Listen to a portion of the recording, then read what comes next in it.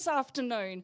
My name's Holly Snape and I am the chair of Community Networks Aotearoa, and I have the honour of opening this evening's proceedings.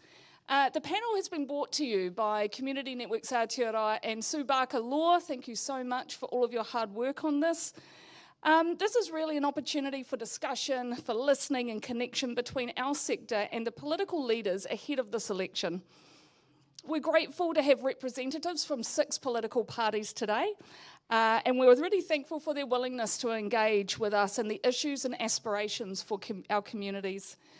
We're also really pleased to have Jehan Casinader down here, respected journalist and storyteller, joining us tonight to facilitate this conversation. So thank you very much for coming along. The community and volunteer sector plays a really vital role in the well-being of Aotearoa, supporting people, strengthening communities and advocating for equality and inclusion.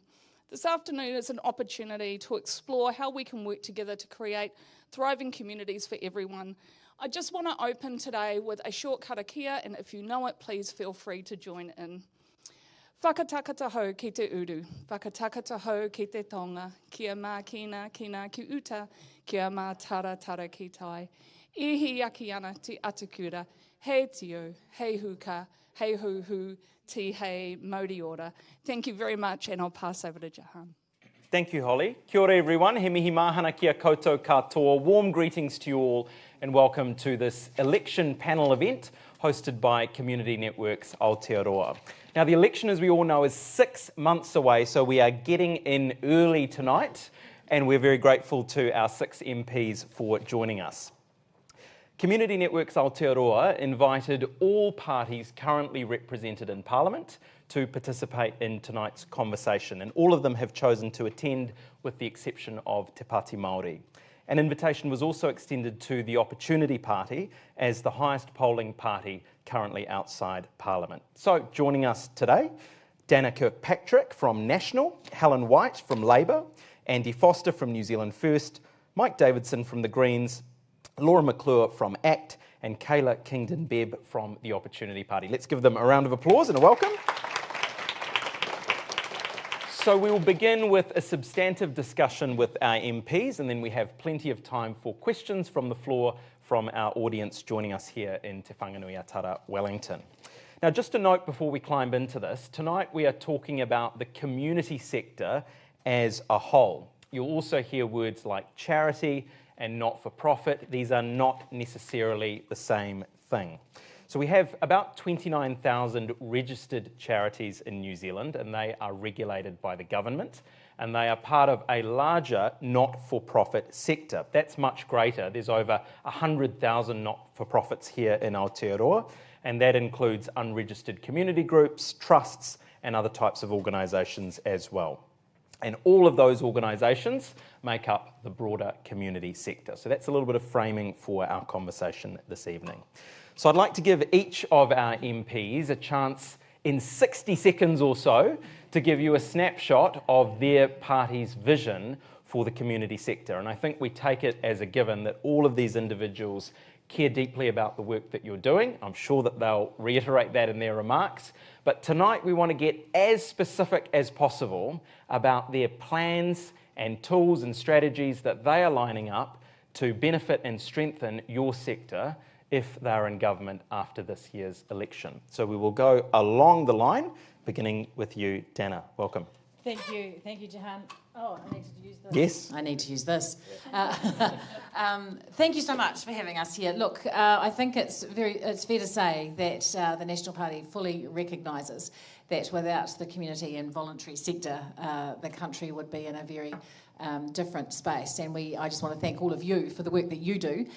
We recognise the value of volunteers. I think about 53% of all New Zealanders do volunteering in some capacity. And we know that they fill the roles in all sorts of places, like volunteer firefighters, like people who raise money for all of those charitable entities, and the crossover between charities and the not-for-profit or community sector is massive. So we are fully supportive and want to do the best we can with the resources that we have to ensure that the voluntary and community sector is supported in the way that we can all work together for a better New Zealand. Wonderful. Thank you, Dana. Over to Andy. Yeah, look, I'm going to start off also by saying thank you for all the work that you do, because without that voluntary sector, as Dana has just said, our society effectively would not exist as a society. So the work you do, thank you so much.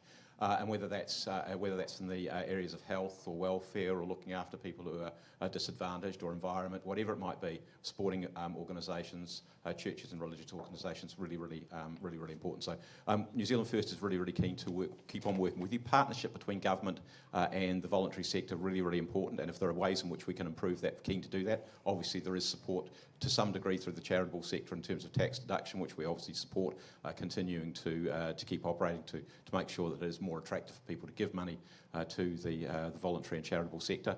But we want to keep on working with you and supporting your sector. So thank you again for what you do. Thank you, Andy. Tēnā koutou katoa, he mihi nui, he mihi mahana kia koutou katoa. Thanks so much for having Opportunity along tonight. It's a real pleasure to be with you. Opportunity sees the charitable and not-for-profit sector as a critical pillar of a healthy democracy, of our resilient economy, and of strong local communities. And I'm really pleased that that's our party's position, because I'm in the charitable sector. In my day job, I'm the chief executive of WWF, the pandas, not the wrestlers. I had to clarify that. Yeah. Core to our policies is around ending divisive politics, building a productive economy, and restoring nature. And the charitable and not-for-profit sector is really important to all of those things.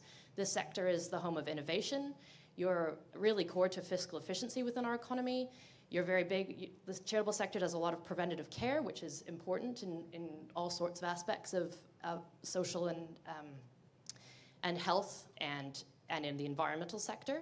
So there's lots of things that work, and we know that there's a lot of growth potential. So with an intergenerational wealth transfer, there's things that New Zealand can be doing to capitalize on the productive capacity of this sector.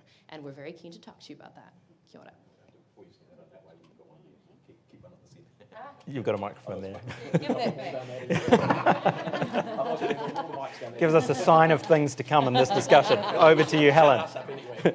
Kia ora. My name's Helen White, and I am I've got this portfolio. I've also got another, which is the prevention of sexual and family violence.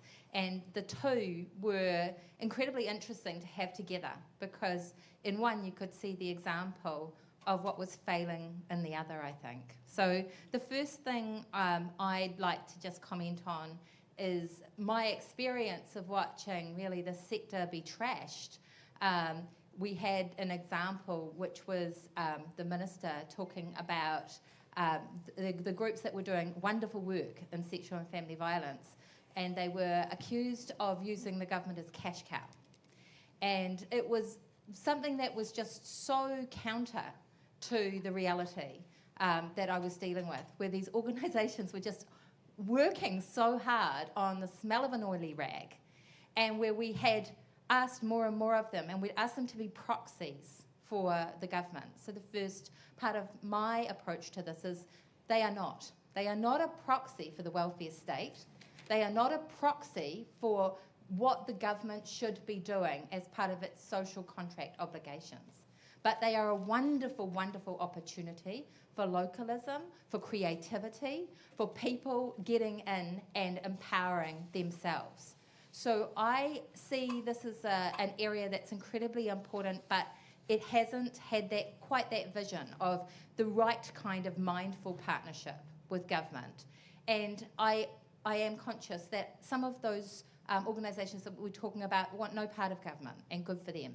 There's a role well beyond that as well. So I hope that gives you a flavour. I've got lots of things in my strategy on this, but a lot of them relate to the ecosystem that we need to create, and obviously the opportunity that we've got right now with a whole lot of people who are making their wills.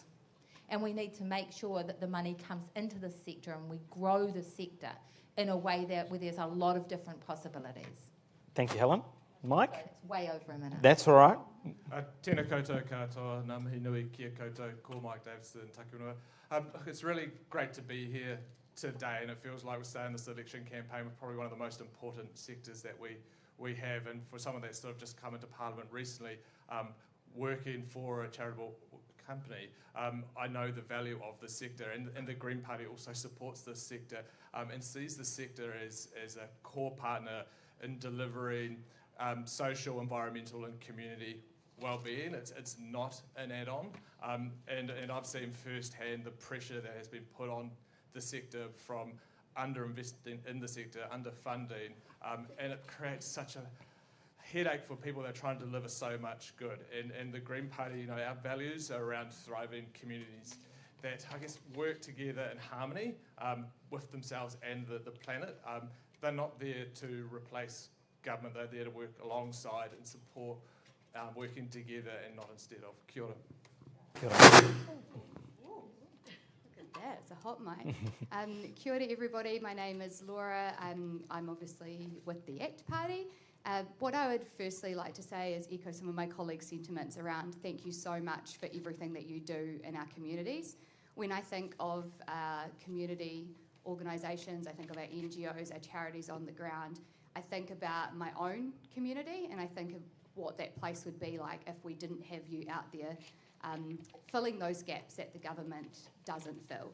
And it might be quite surprising to some of you in the room because the ACT Party believes in like a smaller government, really efficient government. But what we also believe in is decentralisation. We believe that those that are on the ground in the communities actually have the answers, not central government. So we believe in devolution right down into communities. We believe in the communities actually delivering for the people, where it's probably actually where we align a bit with the Greens on some of this stuff. So I'm really keen, it is election year, we're thinking of our policies right now. I'm really keen to hear from everybody in this room about how we can do things better, whether it's getting government out of your way, making regulations easier, making procurement easier. How do you want us to help you and serve you better? And I think that's a conversation all of us are willing to have today. Excellent. Thank you. Thank you very much, Laura. All right, let's start with the question of tax. At the end of 2024, the Finance Minister, Nicola Willis, announced a consultation on the tax status of charities and really signalled that change would be imminent in this area. She said that the government wanted to, quote, close any loopholes that are being exploited that would allow entities that are structured as charities to avoid the tax they should otherwise pay. IRD, as many of you know, did a review, and as a result of that review, the government decided that it wouldn't proceed with changes to tax law at that time. Dana, what was the reason for that decision? Well, my understanding is that the Minister, Nicola Willis, announced just prior to the budget last year that the review would not make changes to the charitable tax law. And my understanding is that the submissions process, so listening to everything that everybody told us, was there was a great deal of complexity in the system, and that it wasn't quite just as simple, and the return on it was not nearly as great as one had previously imagined. And so, therefore, the tax, any changes to the charitable tax law were shelved at that point. And I am not aware of any further discussions around that or of continuing that at this stage. Helen, what did you make of that process and the result? Okay, so this was when I first got the portfolio and when talked to people in the sector about it, and I was really concerned. So I'm absolutely thrilled that this got rolled back because I think it would have been a terrible misstep. This is really about the confusion over what a charity is. And one of the, I think, Sue Barker's probably somewhere right now looking at me. We had a very enlightening discussion, but it became actually an area where I really found out how that system works. And I think the only thing that we're probably lacking, Sue and others, is I don't think we've wrapped around the charities in the way with IRD to make sure that there aren't exploitations that then give charities bad names. There are abuses, so we should deal with the abuses. We should not change a system that allows different status to something that is so good for our community. So why is it then that the classic examples we often see, not just in the media but in public discourse, Sanitarium, yes, Destiny Church, etc., get held up as examples of widespread abuse or exploitation when there's 29,000 yes, organisations in the sector? So I think there is a confusion over things like Sanitarium. where in fact the money is asset locked back into the community. But I think there are also some examples like the Wright Foundation, where there were things done that, and we might not all agree on that, but I think that they were things that should have been looked at and dealt with under the law as it was, and it's really needing a crack team to look at that stuff so it doesn't get exploited. Interested in the perspective of the two other parties in the government. Andy, what are your thoughts on the results of this review? Well, I think the complexity is quite clear, but I think charities as a whole, when you mentioned the 27,000 odd charities, they were, as I understand, they were never the target. It was never the issue, but it was those things which Helen, you've had your go.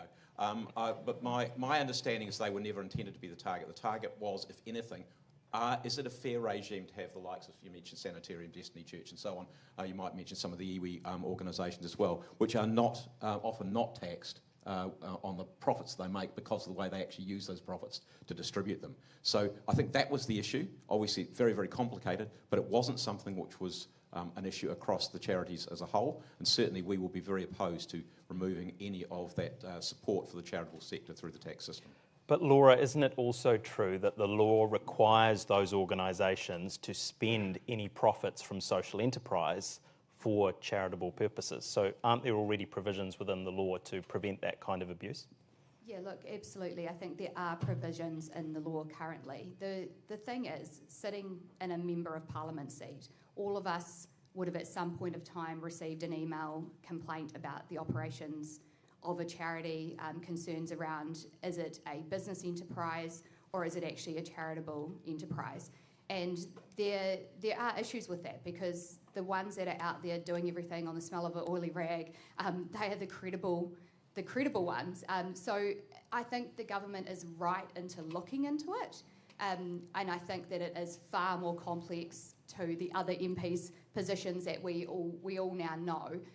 Does it mean that we do nothing about it? I don't think so. I think there is room in the scope around what actually defines a charity and charitable purposes. A lot of countries similar to New Zealand have had these conversations, and I think it's something that we do need to have as an ongoing conversation to make sure that the sector doesn't fall into any kind of disrepute, and that people feel confident as well. So yeah, look, I think that is a continuing conversation, but in no way is it the review meant to shine a torch on everybody that's doing great work out there. I think it's actually to make sure that the industry itself or charities are actually protected. But Mike, the message that I've heard from many of the people in this room is that there was a spotlight that was put on the sector, and the message was, we don't trust you and we're going to scrutinise all of you to see where we can extract more money in a sector that generates $20 billion a year, and what the review found was that the gains would only be about 50 million. That was how things washed up from the review. What was your perspective of the impact of that? This is one of the things, like, the sector delivers so much, and they always come to scrutiny when they shouldn't be. And we know there is exceptions, and you do need a bit of a case by case and have a look at some of the organisations, because while we got so many great organisations that are delivering community benefit, and that is at the heart of everything they do, there are the odd ones that are looking to actually put profits into private hands, and it's essential that there's the mechanism to ensure that that doesn't happen, but we can't actually let down the sector while we're doing that. We need to support the sector at the same time. What does the Opportunity Party have to say about these recent developments? Well, the Opportunity Party believes that we need to have a mature conversation about tax in this country, full stop. And I think, reform to how charitable organizations are treated could reasonably be part of that. But from my perspective, and again, this is someone who was in the sector and sort of felt the weight of government looking to police you or scrutinize you when you're just running on the smell of an oily rag, I think the approach with which that undertaking was approached was kind of fundamentally wrong. I think our view at Opportunity would be noting how productive this sector is, how much it contributes to Aotearoa, New Zealand. A better way to approach it would be to say, what can we do to uplift this sector? What can we do from a tax perspective that will better serve the needs of the charitable sector and the not-for-profit organizations? And if we want to address these issues around, certain bad actors claiming taxable deductions when tax relief when it's not appropriate, that's fine. But the fundamental framing was not one of service or uplifting to the sector itself, and I think that is the heart of the problem there. Dana, isn't one of the messages that the sector has received for many years been, we want you to find new sources of revenue, we want you to innovate, and as a result we've seen the growth of social enterprise and businesses, and then when you have these other streams of income coming in, that can bring about more scrutiny or more suspicion in some cases about where that money's actually going. Are those mixed messages for the sector? Look, I don't think that a review is a bad thing at the end of the day. I think that anybody should be open to review, and I think what you've seen in this sector is that the review was conducted and there was no change, and that's a good thing, right? So that's the right result for you as a sector. In terms of mixed messages, look, we all know that it's getting harder and harder as a charity to raise money. Money is harder to come by, volunteers are hard to get. It is becoming more and more critical to spend every dollar as you best can. But the philanthropic giving in New Zealand is one of the most, we are one of the most giving countries in the world, and we do enormous. I think something like I wrote the figure down. $3.8 billion in philanthropic giving in New Zealand is a phenomenal result, and that's because of the work that you do and the support you get from the community. So I think we are always going to have to look for new ways of finding money, and we are always going to have to look at how we manage that in a charitable and not-for-profit sector. But that doesn't mean that we shouldn't keep trying. But it's not just that review, is it? Because the IRD also looked at taxing the membership fees of non-profits. And again, there was a big reaction from the sector because for many organisations, the membership fees, that's their primary source of income.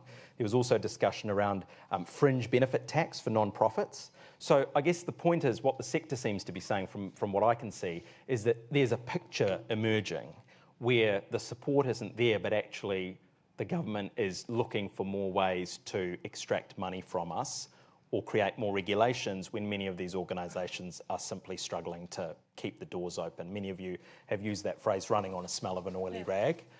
Isn't there an imbalance in the conversation here, Andy? Well, I think probably the key thing I think that we're hearing from this is that we need to be sending very positive signals, and I think that's the point you made, send positive signals rather than ones that can be seen as being threatening. Sometimes I'm not quite sure I'm not close to what IRD is doing in terms of the way in which what they're investigating, and maybe their remit is to go and have a look at everything that they can. Some of them maybe they possibly should back off a little bit.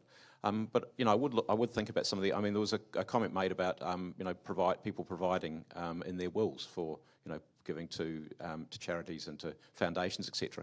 Now I'm not quite sure what the tax arrangements are for that, but my understanding is that there is no tax deduction for that. Now, of course, it doesn't go to it would be a state rather than, but it might encourage, if there was, it might encourage people to give more, knowing that some will come back, so they're more willing to give more to the charities, knowing that some will come back to their state and they're happy with that balance, and it might change the balance a little bit. Maybe that's one of the things that could be looked at. And one of the other things I would say is that there are some organisations which currently rely on giving and on the charitable sector to some degree, which we think as a party the state should step up a little bit more on, and I particularly think of the ambulance sector. Of course, when we fund the police, fire and emergency is funded in a way which is basically not, there's no charitable element in that either, but we do require that for some reason of the ambulance service. Not quite sure why, and we've had a long-standing position that perhaps we shouldn't be doing that way, that the government should be stepping up a little bit more. Maybe you keep a little bit there, but I think it's about sending the right signals, and the signal is you guys are loved, need to be shown that love, and I think that's the key. Do any of you have concerns that there is unexplained money sloshing around in the sector? There were some figures bandied around. The figure was $2 billion. The idea that charities bring in a certain amount of money each year and they spend less than that money, and the gap was $2 billion. And so there was a lot of commentary in the media around, well, are they sitting on it? Are they misusing it? Where is that money going? Charities responded by saying, we're saving it, we've allocated it for future projects, we're being fiscally prudent. Do any of you have any concerns around that gap at all, between what's coming in each year and what's being spent? Well, can I just, from my point of view, just because I was just speaking, I possibly there might be some. Again, there's always going to be some people who are doing things in a way which possibly they shouldn't. But by and large, it's exactly those kind of things. First one is you've got to be solvent.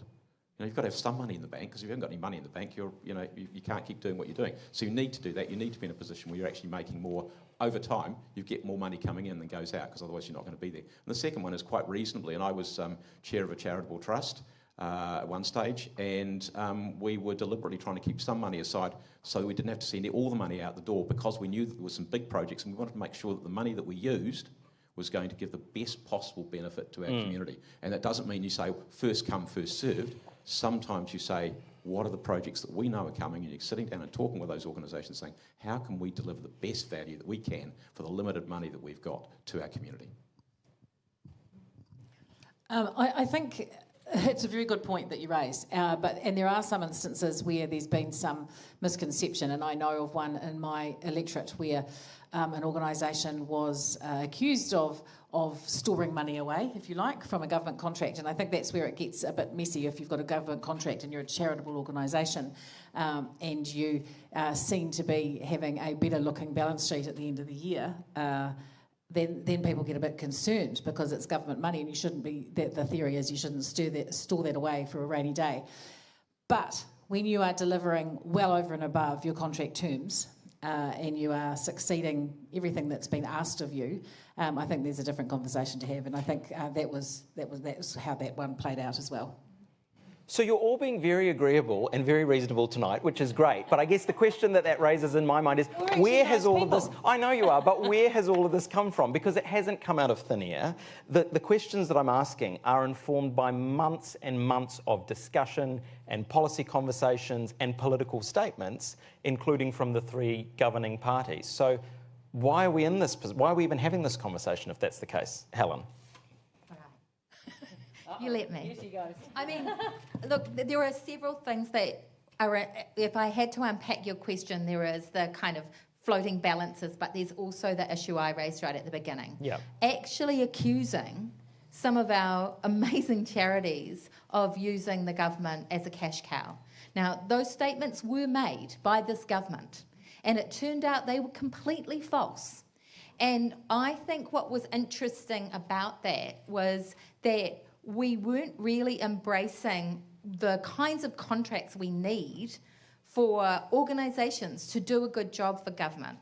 They've got to be relational, high-trust contracts. They've got to have flexibility in them.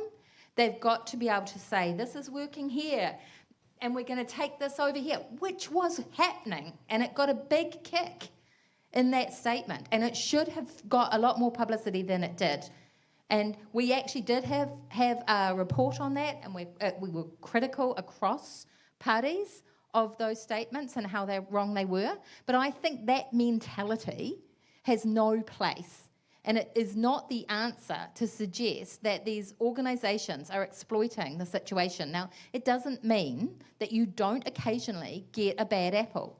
But that's why you need a crack team to deal with that stuff. So before we move on from tax, it would just be great to hear from each party, if you're elected after this election, will you look at new, additional or different ways to tax the charitable sector? Laura? No, absolutely not. Like, ACT is completely opposed to any new taxes, particularly on our charitable sector, so it's quite easy to say no to that. Mike? Not for the community sector where they're delivering really good community benefit. I can't talk for my party because the policy's not out yet, but no, I would not. There's nothing in my strategy that would suggest any such new tax. Kayla? Opportunity has released a tax policy which does not directly speak to taxation on charities or not-for-profits, but our view is that the settings that were put forward that we're putting forward with the citizens' income paired with the land value tax will actually make things a lot easier for the charitable sector. And beyond that, I would say, I just want to reflect on Dana's point around the generosity of New Zealanders. The philanthropic sector in this country is about, what we said, $3.7 billion? $3.8 billion. It could be a lot more. New Zealand doesn't actually have tax settings for individuals that are conducive, particularly conducive to philanthropic giving. We're miles apart from other OECD comparables. Singapore, you can basically at cost recover 130% of a donation made domestically. The US is similar. Okay. When we're looking at the context of an incoming intergenerational wealth transfer, we should be looking at ways to better incentivize charitable giving. And there's so many ways that can be done in New Zealand that current governments, past governments haven't been interested in, and we would be. Thank you. Andy?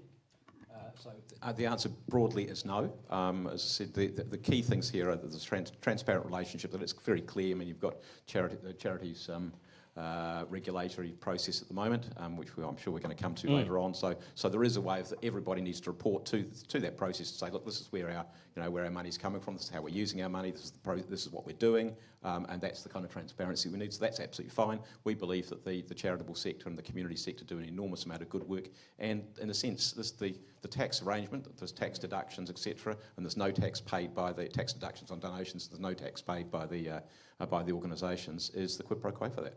You do a great job, and you deserve that recognition. Thank you, Dana.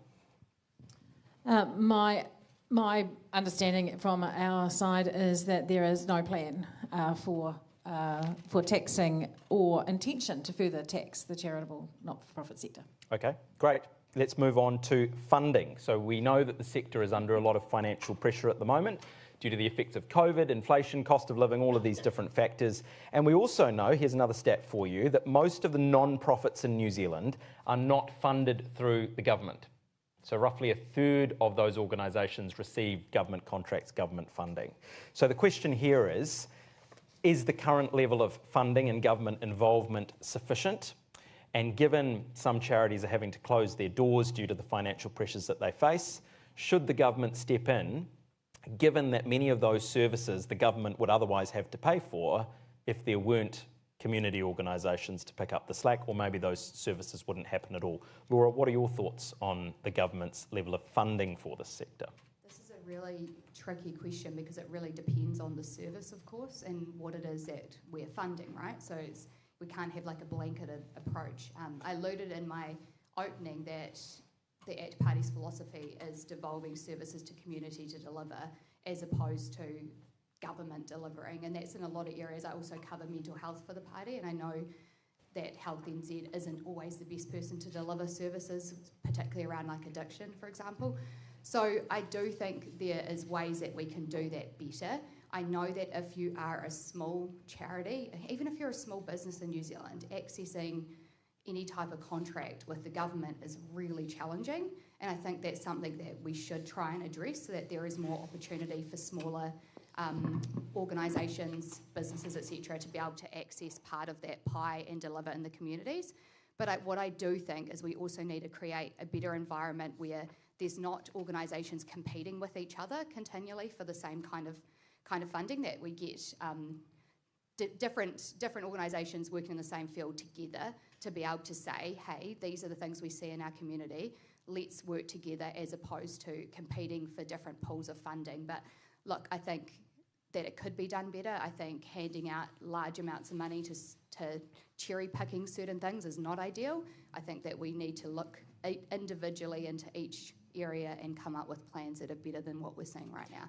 But yes, I do think we should move more away from the government delivery into the community delivery. Andy, do you think we've taken these organisations for granted when you think about ambulances, when you think about social service delivery, and the true cost that the Crown would have to carry for delivering those services, and yet we rely on these organisations that in many cases are just struggling to keep employing their staff, or many of them have had contracts cancelled during this term? I guess it probably depends on what your role is. I mean, if you're in government, if you're in that, if you happen to be the minister who's involved in those areas, you're probably not taking them for granted because you're absolutely you're focused on those areas. But if you're not, you're probably not so much. And if it's just seems to be going on okay, you're not necessarily paying a lot of attention until somebody says, "Hey, there's a problem." Can I just pick up a couple of things that I've heard as regular frustrations in terms of government funding? One of them is this one-year funding arrangement, and that we've got to change that because the amount of time, I see lots of nods there, the amount of time that it takes for somebody to fill out funding applications and the uncertainty which that leaves you with. And often if you're employing staff or you want to get involved and you need a contract or a lease or whatever it might be, and you don't know that your funding is going to arrive until, it might be you start in 1 July and you don't know the funding, still haven't got the funding and it's May, what on earth are you doing? That's completely unreasonable. So we have to change that. For organisations, where government has had a long-term relationship, one organisation I've been working with in the education sector, government says it's fantastic, a wonderful job, and government's been saying that for 20 odd years, and they're still required to do a funding application every year. That is nuts, and that's the sort of thing that needs to change. So we can be much more supportive in those areas. The second thing I wanted to say is just about empowering. I think often we get a huge amount more benefit out of community organisations doing things than, with due respect, government bureaucracies doing things.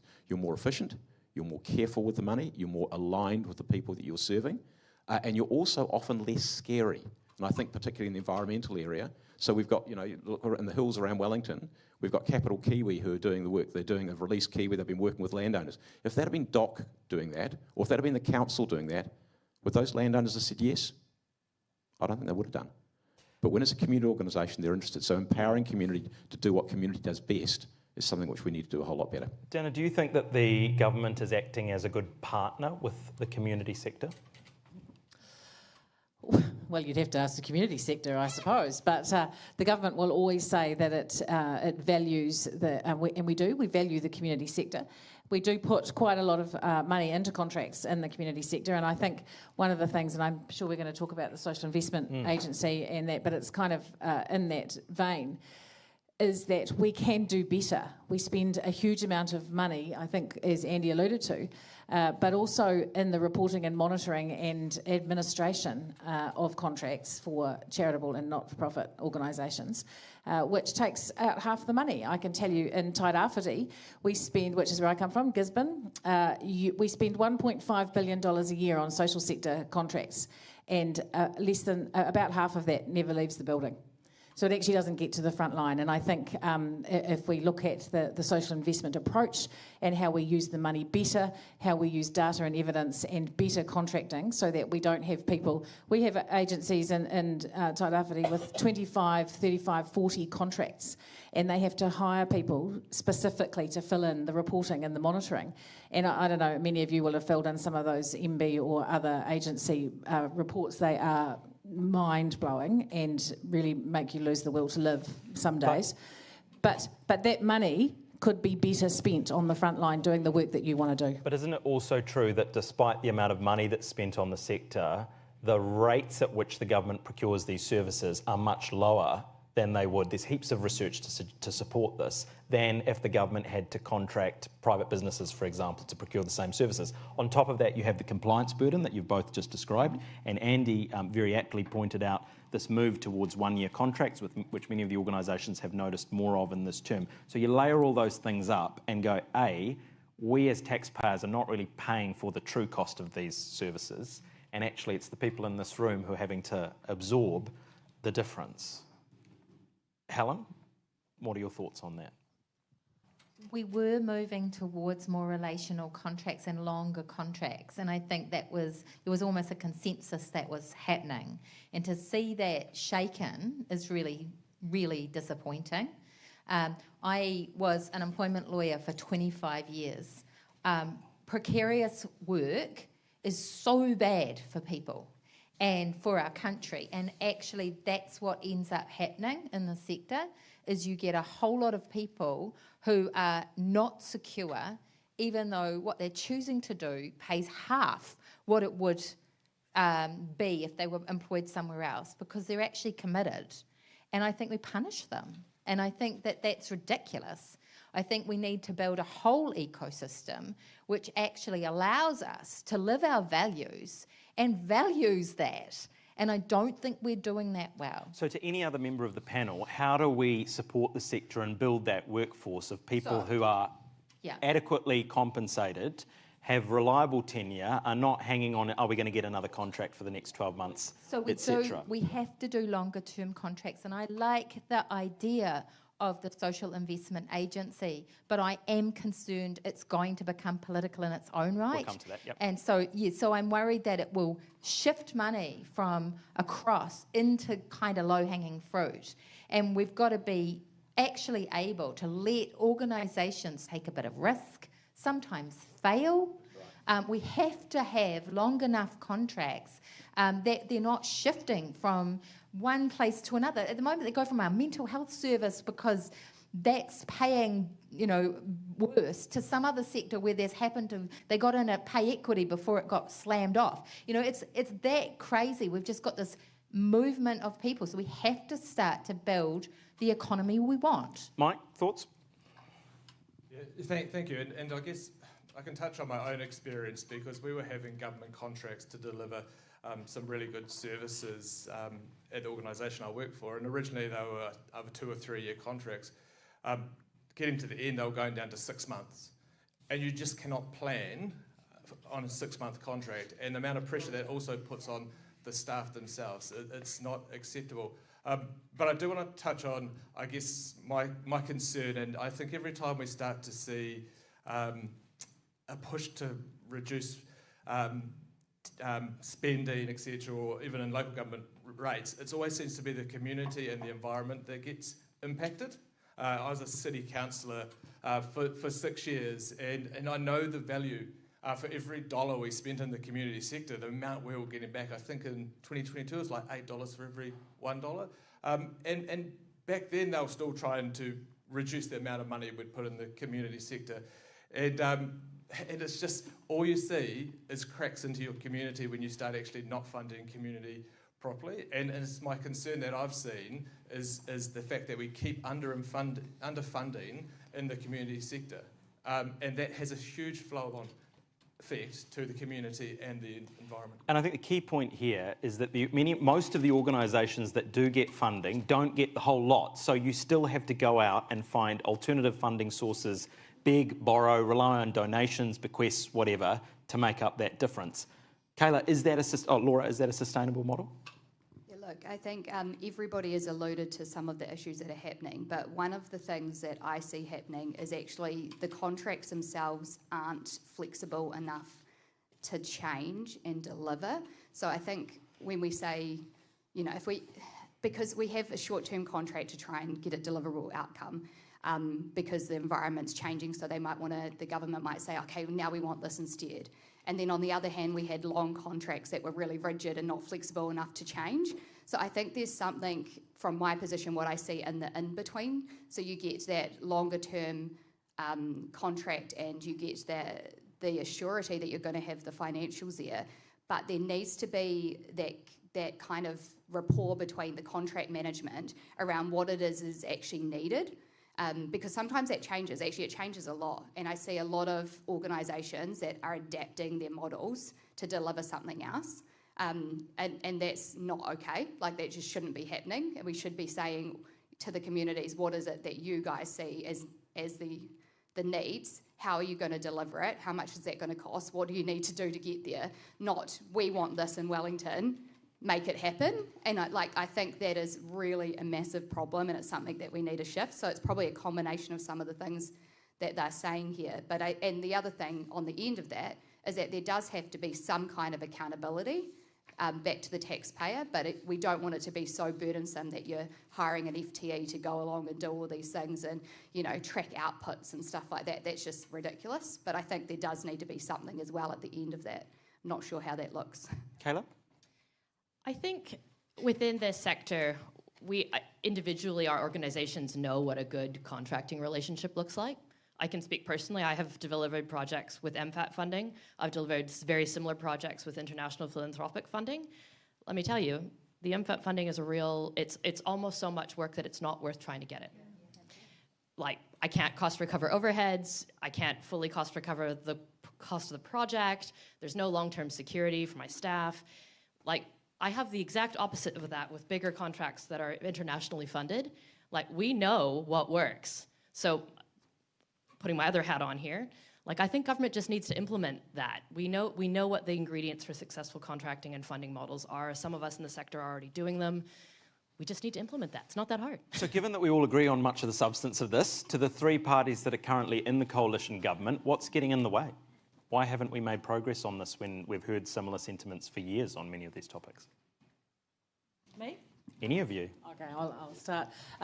Yeah, that's a really good point. I think the social investment agency approach is the answer that we're looking to make that change, because that's where we want to specifically address the contracting problems and the issues that we've seen. But the social investment agency isn't responsible for all government procurement, right? And in fact, it would be a relatively small amount compared to the total pool of contracting funding that's out there at the moment. Not necessarily if you start with the community commissioning phase, which is where the pilots are intended at some point. So community commissioning would take the service, the agency contracts in that region and deliver them from a local perspective based on local data and evidence to deliver local outcomes. And I think that's where the change will come. Laura? Oh, Andy? Yeah, look, I think it's a combination of things. Social investment agency, while promising, I don't want to be super critical of it because I am in government, but I do have my concerns around it. But I think it's the lack of, what would you call it? The lack of any type of standardisation across all of the government agencies when it comes to procurement. And I'm also a SME spokesperson, and this is the same for any type of small, medium business trying to work with government. So I think the Office of the Auditor General has done a report on some of this. There are lots of places we can go with it, but I think without saying any kind of election policy from ACT, I do think this is an area that we need to target and do it well. Yeah. So before we move off, yes, go for it. But I'm going to say there's probably two things that I think are probably almost becoming inherent in our society. One of them is that we can often be control freaks, and bureaucracies are very good at being control freaks. Which means that they've got to have everything nailed down to the nth degree. And that reflects the other part of that is our risk aversion. And it's much better to get half, as Dana's example, I'd much rather get half the money out and make sure that all of it did what it was doing, rather than actually say, I'm going to take some risks and let something fail occasionally, and get 90% of the money out the door. And I wonder whether if we actually gave ourselves permission to fail, we will do a whole lot more. And that's across the board, not just in the charitable sector, but across the board. We take a few more risks, and I think we get a much better outcome. The other thing, if I might say, is just in terms of the form filling out and all the other stuff, we make it less frequent. That'd be a good start.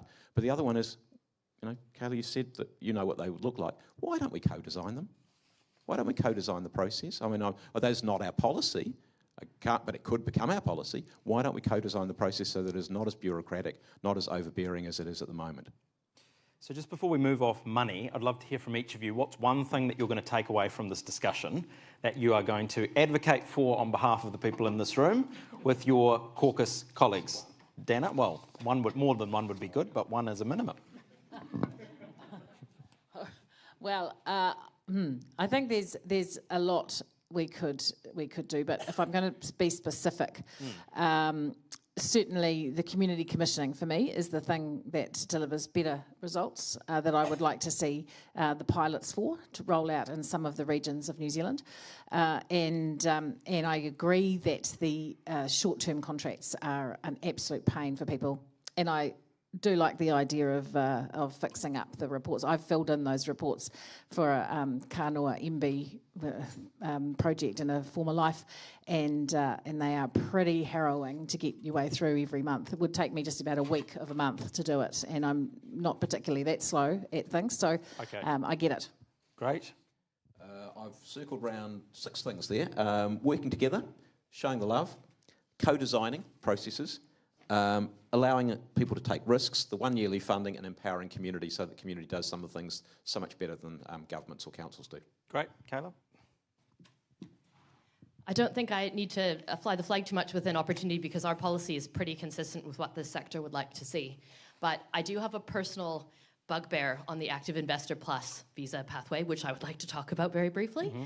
It's really interesting that the balanced pathway for that Active Investor Plus visa includes philanthropy as a potential option, and it's never been used, which is a huge missed opportunity for this sector. And I would love to see some action on that in a future government. Thank you. Helen? What I take away from this is actually the capacity perhaps to have more cross-party on this. There are things that are surprising me that people are saying across this group. I haven't talked about some of the things that I've got in my portfolio, and I'm not sure if we're going to have time to do that. But given that you just did, I think I would say one of the things that I'm looking at is the social enterprise space.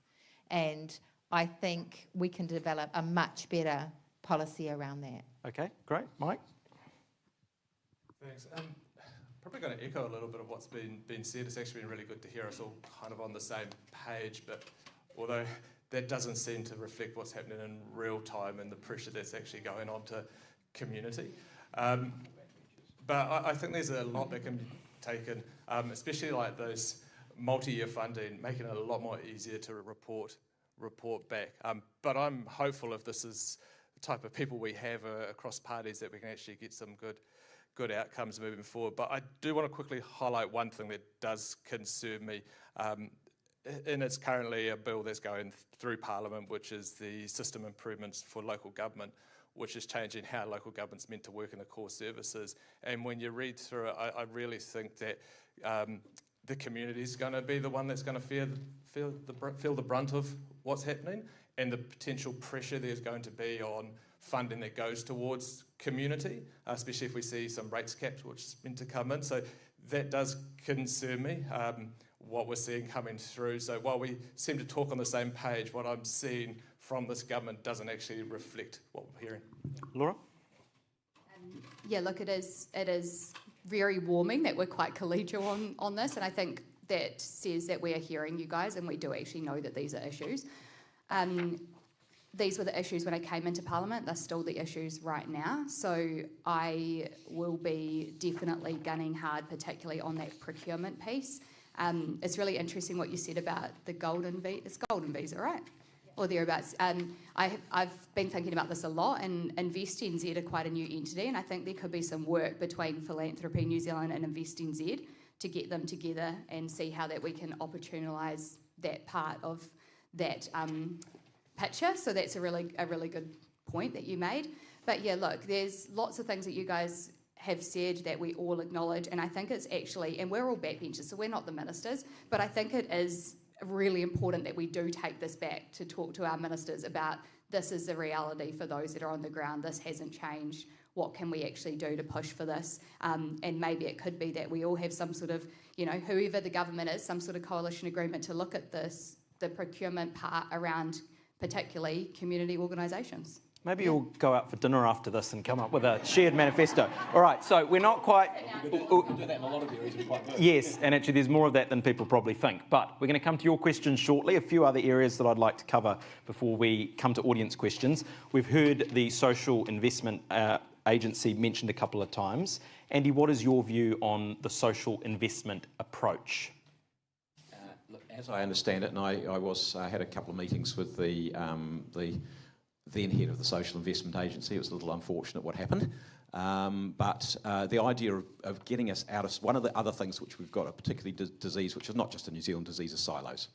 And being able to break some of those silos down, instead of saying, well, this is the education funding that goes to that family and that person, and this is the social welfare funding that goes to that person, this is the OT funding, and they're all split. That is, so the idea of actually, in principle, the idea of using social investment to actually take more of that money away from education, health, whatever, putting it through social investment so it's channeled in the right direction, targeted in the right way. As I had it explained to me, is basically a lot of the time you know exactly who it is that you need to provide that wraparound support and do that. And the one area I will give an example is that I think a lot of particularly our young people, are falling through the cracks between school, which often doesn't do anything for them. It's not their cup of tea. They fail and whatever it might be, whatever their circumstances might be, and then where does their life go? And it's that space in particular, and it's seeing some of the wonderful work which is being done in a lot of particularly community organisations I can think of, who are doing amazing work in turning lives around and giving those young people hope, confidence, purpose and skills. That's the kind of thing that, to me, social investment should be trying to make sure that we do, and we fund it. It doesn't fall between I mean, I don't even know which minister it falls between, because we've got a Minister of Education, then we've got Ministers of Tertiary Education. We had two of them before, Polytechs and university sector. So doing it in a holistic way. So I think everyone would agree that that level of coordination and strategy is really important. Dana, one of the criticisms has been that this is a very data-driven approach, and even if you have all the great data, if you don't have enough resource being put into the sector, then things aren't going to change. What's your view on that? Well, if you take this from the social investment agency approach, you are being more efficient and more effective at delivering the outcomes. And so what you actually want is more of the money going into the front line and not sitting around in administration. And, for example, we have a number, I don't disagree that driver's licences are actually one of the most important things anybody can have, and for a great deal of reasons. But in my electorate, there are probably 20 or 30 organisations delivering driver licence training. Now, they all report on those contracts. They all report on back to the various agencies and do their monitoring and all the rest of it. And I think that we are wasting money. If we have got $1.5 billion in Tairāwhiti and only half of that hitting the front line, it's just, we've got to get that money working better. And if the communities can do that better and can decide on a more efficient and streamlined approach, then that will be better for all of us. So Helen, efficiency sounds good, doesn't it? I said before, I love the idea of the social investment agency, but a lot of things can go wrong. And I think I watched earlier last year when we were having this issue with OT, and the contracts that were involved. I was in the committee and we were being told we're just waiting for social investment agency to tell us what to do. I think it can also stall the maturing of your entire system. So that would be one concern I have with it. And another concern is I think it's another version of counting widgets in a way that not everything has the biggest number, but it's still really important. Anything long-term, how do you possibly give it a number when it is something that is your hardest people who are really difficult to get the results with? So I think there are some real dangers in it. And finally, I'd be really watching in the next government who gets the portfolio, because I have this other portfolio, the sexual and family violence one. It's a cluster portfolio. And I am concerned that it's fine if Jacinda gets child poverty, because she can tell all her ministers what to do. But when you give it to a minister outside cabinet, and that is one that we've got serious issues with, when we give it to somebody who's powerless, we have a problem. And if that happens to social investment, I'll be worried. So those are some genuine concerns. I guess the question is, what is Labor's alternative approach? Because I wouldn't throw the baby out with the bathwater. I'm not saying that. I'm saying those are the things you've got to look at intelligently and critically and keep your eye on, especially in the sector. But I think social investment agency is a good idea. I just think it has to be delivered well. Didn't you just say before to give things a shot? Yes. And have a go? And I think we should. But that doesn't mean I'm going to turn off my eyes and ears or not think about the dangers of it and the learning. So how do we then determine whether it's working? How do we, let's try and agree on, how do we know whether this approach is working? You've got to have data. You have to have it. So, for example, you can take the attendance levels at schools. I've got a school in my electorate, 18% of students go to school regularly.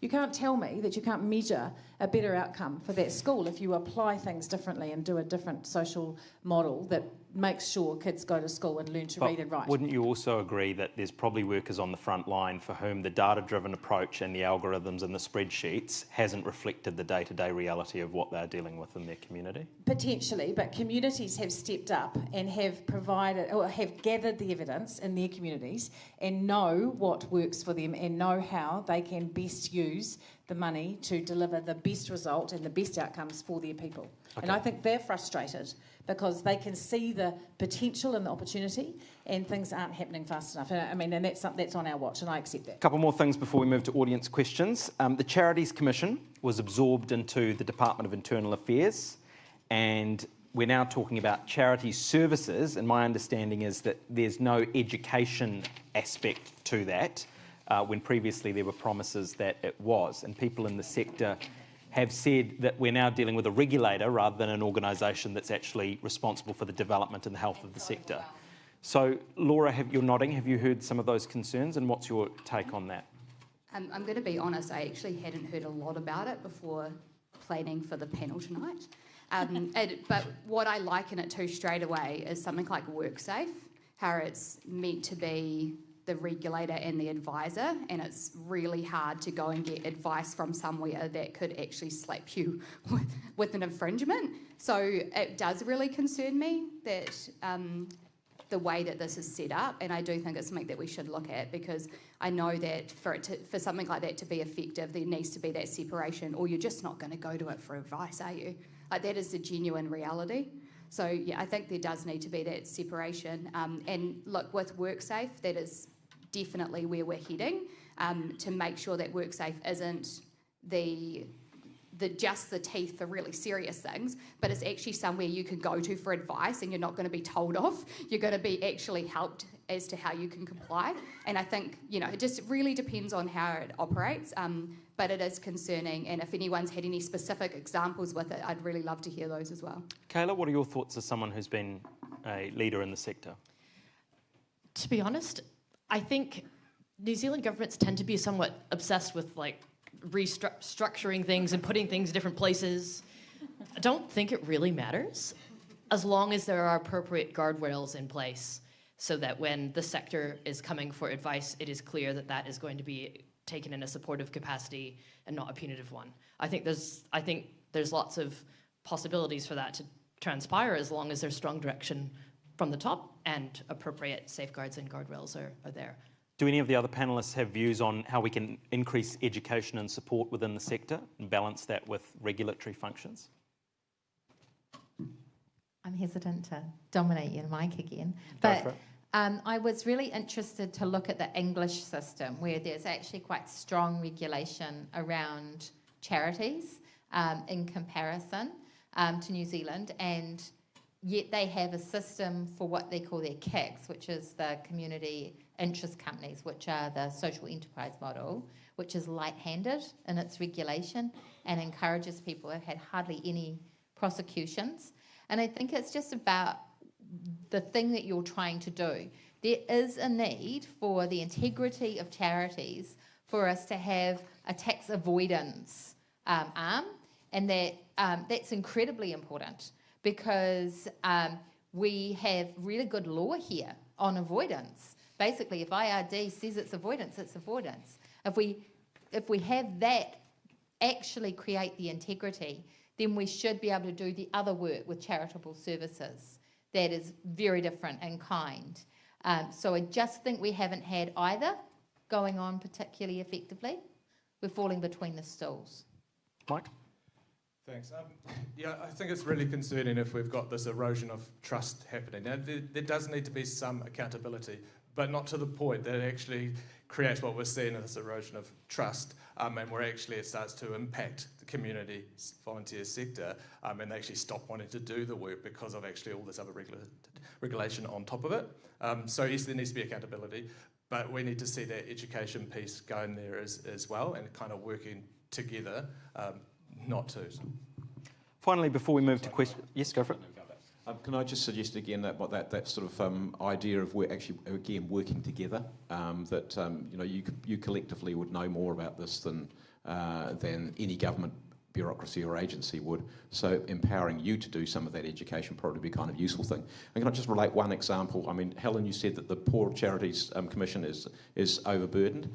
So the one example which I had, we had a trust which had been doing a lot of work, and then it came to a point where the funding stopped because the funding was from a gaming machine arrangement, and the places that we were operating with changed provider, and we wrote to the Charities Commission and said, look, it's nil, and it will remain nil until something changes. No, you've got to do a full return every year, even if it's nil, even if it's nil, even if it's nil. And we've already told you it's going to be nil. No, you've got to keep on doing it. This is the kind of nutty thing that we have in our bureaucracies. Zero trust, and bureaucracy, and that's really unhelpful. So we just let the thing go because that was the sense we weren't going to keep on wasting time on it. So they might be overburdened, but if they actually use their resources in a more constructive way, that would be really, really helpful. Finally, before we come to questions, being part of a charitable organisation means you cannot make advocacy your prime reason for existence.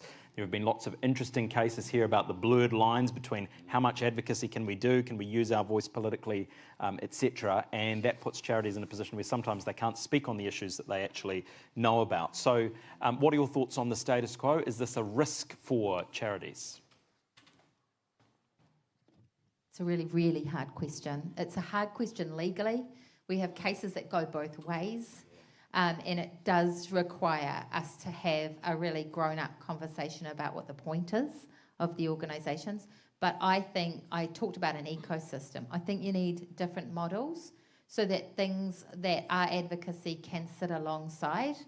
I'm not sure what the answer is to this one in terms of whether you include advocacy, Greenpeace versus Family First. You can't have it both ways. And that's currently what we have. We have it both ways. Laura, your party values freedom of speech. How do you think about this vexed issue? Yeah, look, I do think it is really challenging, and there has been decisions made by the courts either which way.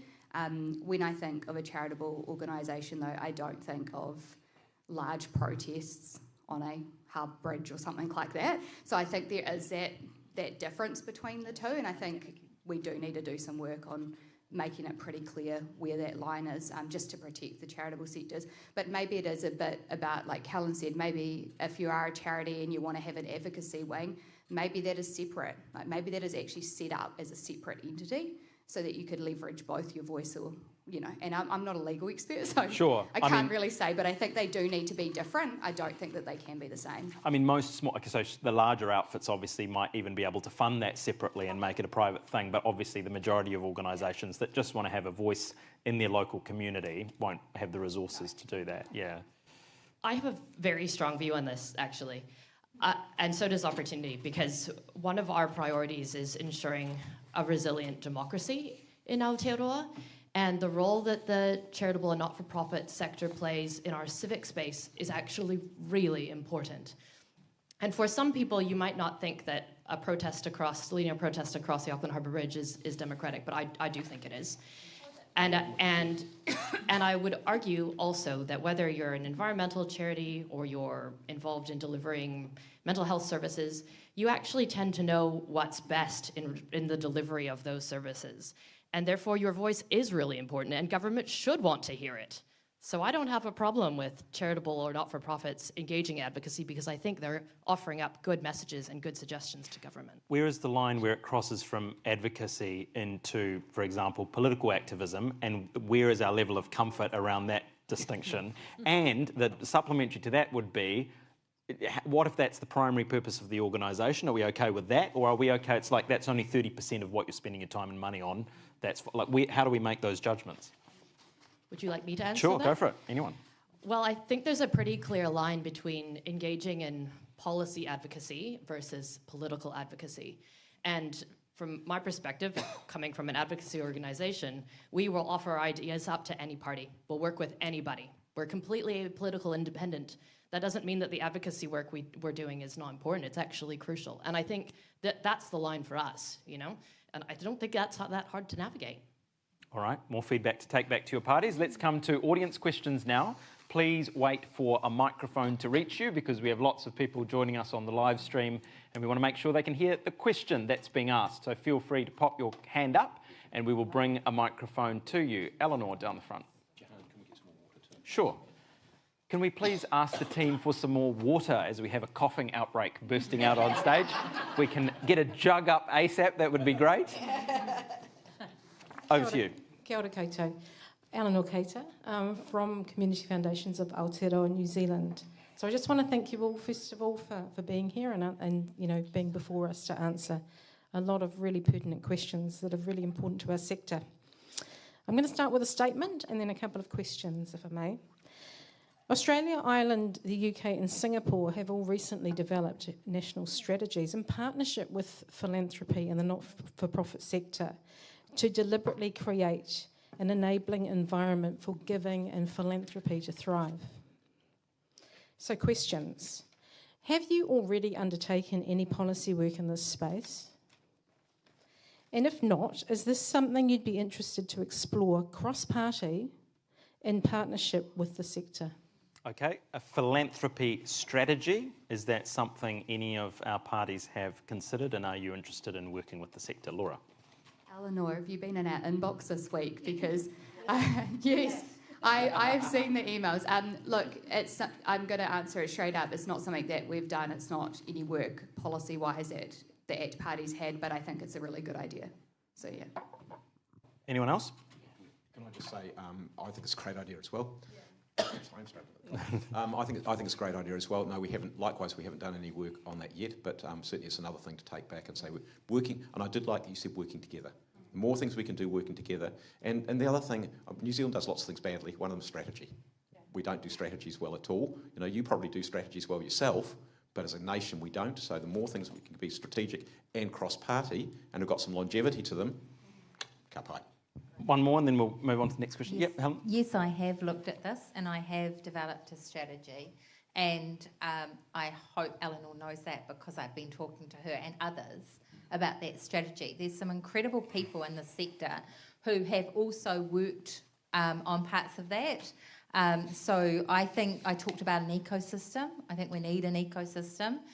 We actually, while we have giving, we actually don't have enough philanthropic money in the country, and there's also this huge opportunity coming for bequests. And then I keep on banging on about social enterprise. I think it is part of an ecosystem, and I don't think we have the right structures at the moment, so I've developed a bill in that area. Yep. I think there is so much we can learn from the UK, but not everything is applicable. So yes, I have and I will, and I'd love to work with other parties, and they could just take mine, couldn't they? All right, thank you very much. Another question? Kia ora. My name's Kate Frickberg. Thank you very much for your really thoughtful responses and the collegiality. It's really lovely to see non-divisive politics, and I'm really hoping that this question won't be divisive either. How does Te Tiriti o Waitangi figure in how you want to work with the sector?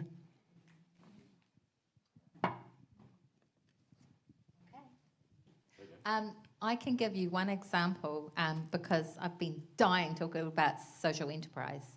I think that our iwi are actually very well suited with the settlements, etc., and the new businesses to move into that sector in a way that we haven't really had lined up in terms of a culturally responsive legal framework. I think that there are huge amounts of potential to do that work, and I think we've talked about contracting, we've talked about localism. I think all of those really need to be matched with an understanding of the partnership under the treaty. Mike? Thanks. Te Tiriti is our founding document, and it needs to be at the heart of any conversation that we have with the sector in any sector. Jenna? Well, coming from an electorate that's 54% Māori, it would be fair to say that there's a lot of investment that goes in our community into working with iwi and hapu and whānau in particular around a lot of different approaches. And we've seen, just to give you an example, an enormous contribution voluntarily from iwi and hapu following cyclones and floods. And we've seen also the devastation to their marae and their whare across the region. And just one of the things we've done is we have shifted 5 marae out of flood zones. We have worked with them. They've designed it. They've done all of the work, and we've also contributed to replenishing everything that they do. So supporting them around the psychosocial help and all of the other bits they need to clean up and to help their people as well. It's just one of the examples, but I do know we put a huge amount of money into mental health, into all sorts of projects and programs run by iwi-based organisations with a tikanga lens and a mātauranga lens as well, so that it's very much a continued part of the process. Thank you. Another question from this side of the room. Oh, you want to go? Yeah, go for it. Sure, go for it. Yes, we can go through everybody if we need to, yes. Yeah, thanks for your question. Look, I think that is a really community-based decision depending on your community and who you are. And I think some of the incredible work that iwi are doing out in the ground is really valued. One example I can give you would be probably with OT. They have, particularly in Whakatane, which I don't think that's quite your electorate down there. It is still? Oh, yeah. They have... It sure is. They did a partnership there with iwi to basically handle all of the reports of concern themselves. So that's for any child, though. It's not just for Māori, but there is predominantly, obviously, a Māori population. And they are now delivering those initial services on the ground, and they're doing an incredible job, which goes to show that community knows how to deliver better than government. So I think there's no blanket answer for me being with ACT, but I think it is really important that each individual community decides how they will, whether they honour Te Tiriti, how they do that, how they partner with locals. But again, it's about localism and the communities themselves. Anyone else? Kayla? I can say for opportunity, application of a treaty lens in this context is really important. We acknowledge it's a foundational document within New Zealand's constitutional structure. And I would actually argue that it's particularly relevant to this sector because we're serving our communities. And to that end, with respect to your question, Eleanor, about the national strategy, my view, and I think the view of opportunity, would be that would need to be designed with a treaty lens in mind, particularly because it's likely to give us better outcomes. Two things from me. One are just picking up Dana's comments around emergency management. So we're actually going through the process at the moment of emergency management legislation. And one of the roles that a lot of, particularly Marae, play in emergency management is enormous. And so making sure that they are supported to do that, as well as everybody else who voluntarily helps out in emergencies, that's really, really important. That's not directly necessarily charitable, but it is certainly saying actually we need to be working together and supporting the people who are actually supporting communities when they are struggling and in times of stress. The other one is, the treaty at its heart is about coming together and working together. And so, whether it's an iwi-based, hapu-based, or just a Māori-based charitable proposition, absolutely we should be backing it, 100%. Thank you. Another question from this side of the room. Okay, we'll go down the back. Sue. Kia ora koutou. Thank you very much for all your comments. I really appreciate the collegiality as well, and I appreciate you all coming and sharing your perspectives. We talked about the review that the Minister of Finance put forward last year, and that she then stepped back from it. But she actually stepped back from the proposal to tax the business income of charities, but she didn't step back from the proposal to create a new category of donor-controlled charities and impose various complicated tax rules on them. In my view, that would be a very significant mistake. We would be going down a rabbit hole that other jurisdictions demonstrate doesn't work, doesn't encourage distribution from accumulated funds, and actually just creates a poacher and gamekeeper mindset that actually makes things worse rather than better. I just wondered if that was still on the table. I know IRD are really keen on it, but it would be really great to know that they weren't going to go ahead. I think that's a question for the Minister of Finance, not for the backbenchers of the parties. But no, honestly, I couldn't give you an answer that would give any credibility to your question. So, but we can certainly ask the question and refer back, definitely. Thank you. Down the back. Yes, go for it. Kia ora, Andrew from the Salvation Army. A number of you reflected the sentiment about organisations not fighting over the same pot of money, that there should be more collegiality and more work to develop programs and things in cooperation with our peers in this room. Even from my relatively young observation, that's been the narrative for the last 10, 20, even more years.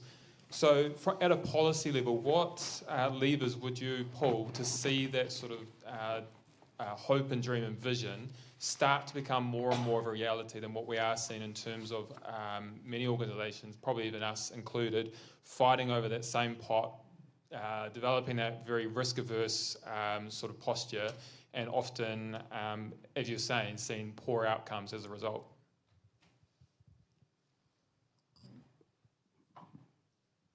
I'm happy to lean into that.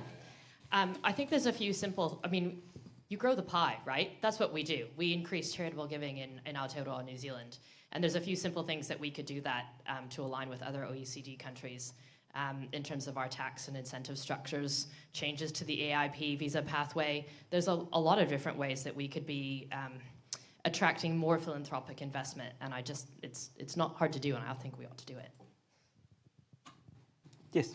Yeah, thanks for your question. I think it's not always about more money. I think it's about working together better. And you're right, like there has been a vision for a very long time. I think it comes down again to that whole procurement piece, how you even go out to tender with community. And it could be that government's role is looking to co-collaborate, to actually get the organisations on the ground together. But I don't want that to turn into government dictating too much control over what it is that you're delivering. But I think there has been a couple of examples where communities have done it quite well. There's one in Porirua, and that's led by an iwi, but it's a bunch of different organisations. If you're here, feel free to put up your hand. I'm sorry, I can't remember the name. Our Social Services Committee is planning to visit, which is great. But that community there are doing it particularly well, where they've managed to get together and approach government to say, we are the organisations on the ground, this is what we're seeing and this is what we need. And I think if we could get some more of that from grassroots would be amazing, rather than government leading it. But I do think, again, with government procurement, we could do a piece where we allow, or we try and get delivery to be from multiple different partners together, and to show some sort of business model or proposal together. But yeah, would that actually work? I don't know. You guys are the ones on the ground, so you might tell me, no, that just won't work at all. But I think it could be an idea. I'm presuming that you're already talking about access to funding from government and local government in this instance, just to confirm that, because obviously there's a lot of other revenue sources that charities get, which are not those two. So I think probably to take the point that was made earlier about a strategy, we've got to be really clear about what it is that we're actually trying to, what the government's trying to buy, and I don't think government's particularly good at doing that in some places, or what a council's trying to buy. And sometimes aligning the two will be kind of useful. The danger of trying to do that is that they could take far too long and be too complicated, but at least having some clarity about what we're trying to buy. And I think there's also, in what I've seen, I was both as mayor and a councillor in this city anyway, there is a lot of collaboration between organisations which work in, if you like, related fields. So some clarity around, again, it's a working together. So it's not a, saying, well, you want to buy this and we come with our hands out, and they come with their hands out in this competition, but actually trying to work out what the best way of actually delivering those particular services might be. Possibly it's just a relationship thing. Not easy, but that might be the best way of doing it. Thanks for your question. It's really good. I think for all the time I've been sort of involved with local government and now within central government, you see always the pots are oversubscribed, and the more that local government or central government pulls out, the more subscribed it becomes, all right? And it just gets worse and worse, and actually we sometimes see the pot get smaller. So it's just not helping anyone. And so what we need to look at is two things, really. How do we grow that pot to make it bigger, to actually enable more people to actually receive funding? But also, how can government not always pull out and actually do more in this space, so we're not doing it, so the community sector is not doing it instead of government, but doing it together? It was a great question. Thank you.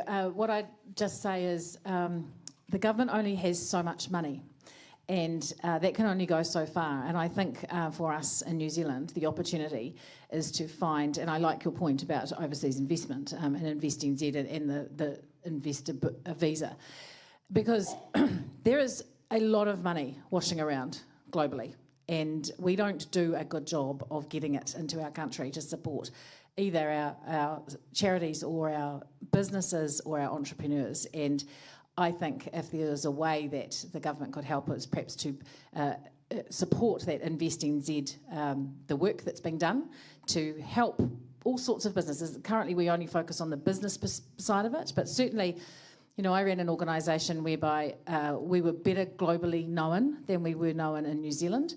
And one of the things we did was start a foundation in America to raise money. And I raised hundreds of thousands of dollars for different organisations over the years as part of my job. And the overseas money as a tax write-off in America is phenomenal. It is beyond anything we can think of. It is charities and as organisations being able to tap into that is a huge opportunity, but we just don't know enough about how to get through the system to do it. And I think that's where a real opportunity lies for us.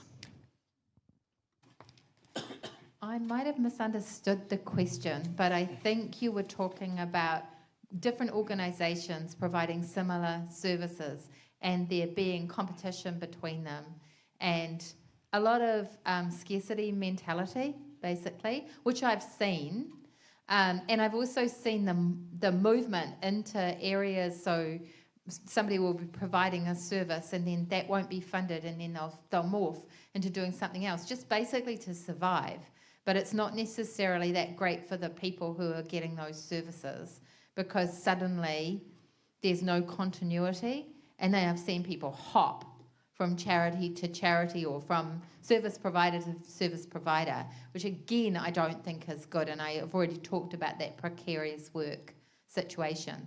Some of this I think I got warned about when the government changed, that as there was less money, people would fight with each other for what was left.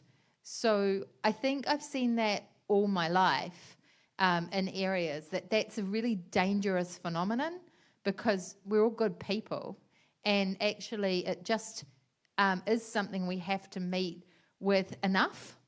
We need to meet with enough money, a good relationship which is consistent with government, and not treating the sector as a chance to pay people less to do more.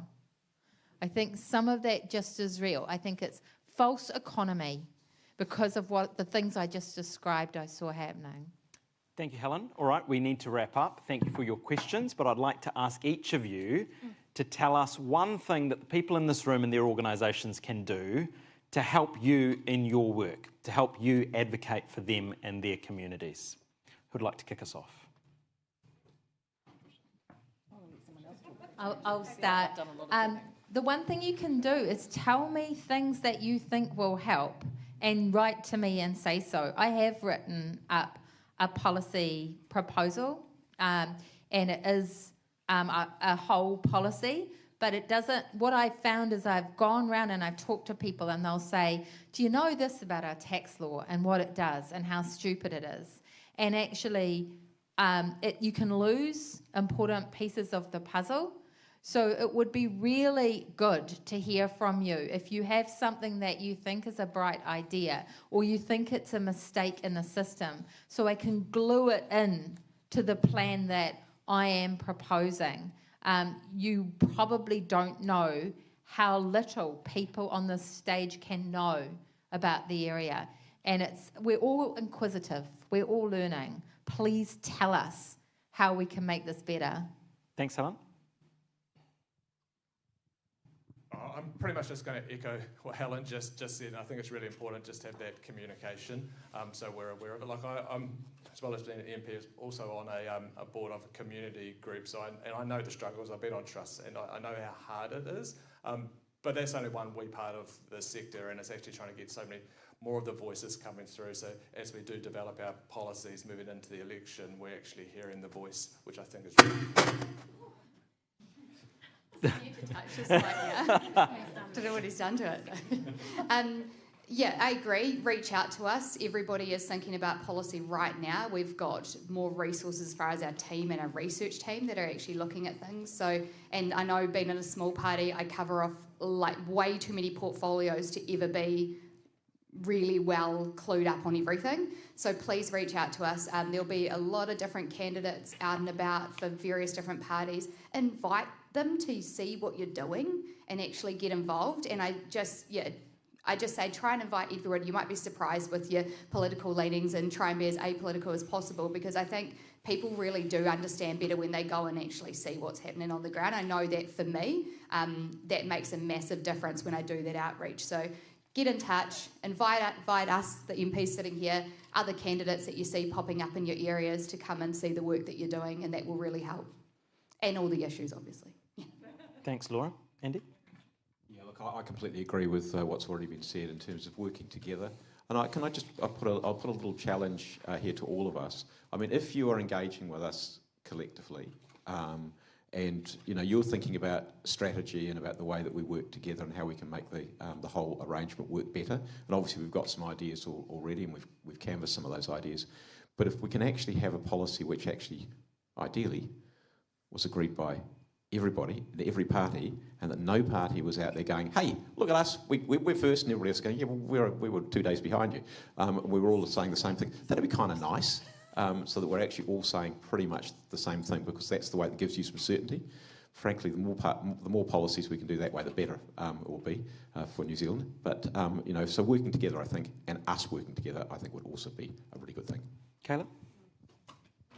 I don't want to say the same thing as everybody else. So I'm going to say you could consider giving us your party vote in the election for opportunity, because we'd love to make some change for you in Parliament.